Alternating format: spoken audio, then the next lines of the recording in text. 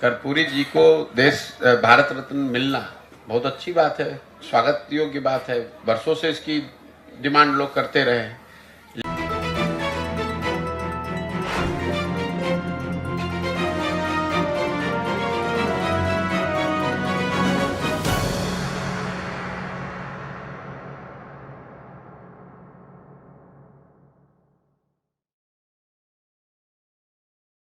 कर्पूरी जी को देश भारत रत्न मिलना बहुत अच्छी बात है, स्वागत योग्य बात है। वर्षों से इसकी डिमांड लोग करते रहे।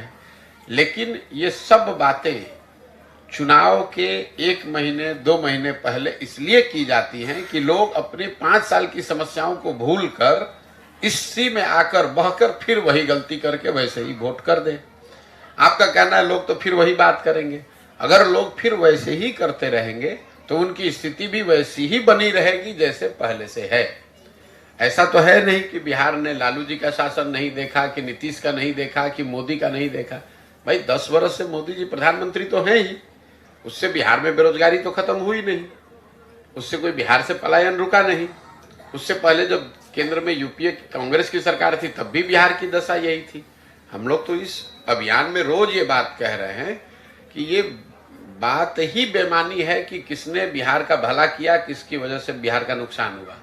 हम तो बिल्कुल उल्टी बात कह रहे हैं। हम ये कह रहे हैं कि जितने भी दल और नेता बिहार में रहे हैं उन्होंने जो काम किया या करने का दावा कर रहे हैं उस सब बात को आप सही मान लीजिए। मान लीजिए कि 40 साल के अपने शासन काल में कांग्रेस ने यहाँ काम किया। ये भी मान लीजिए कि 15 साल लालू जी के राज में बिहार में जो गरीब वंचित पिछड़ा था उसको आवाज मिल गई। यही तो दावा कर रहे हैं, मान लीजिए इस बात को। ये भी मान लिया जाए कि भाई नीतीश कुमार भाजपा के राज में यहाँ पर सड़क बिजली में कुछ सुधार हो गया।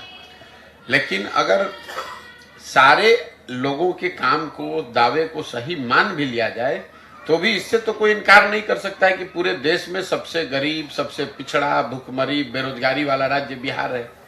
तो बिहार की जनता को, आपको, हमको ये सोचना है कि भाई देश आगे बढ़े, तेजी से बढ़े, धीरे बढ़े, वो तो एक कहानी है, लेकिन बिहार तो जहां था वही है। आपके बच्चे 20 वर्ष पहले भी जा रहे थे मजदूरी करने, 20 वर्ष पहले वो पंजाब और हरियाणा जा रहे थे, आजकल वो तमिलनाडु और तेलंगाना में जा रहे हैं, गुजरात में जा रहे हैं नौकरी करने। फर्क इतना ही पड़ा है।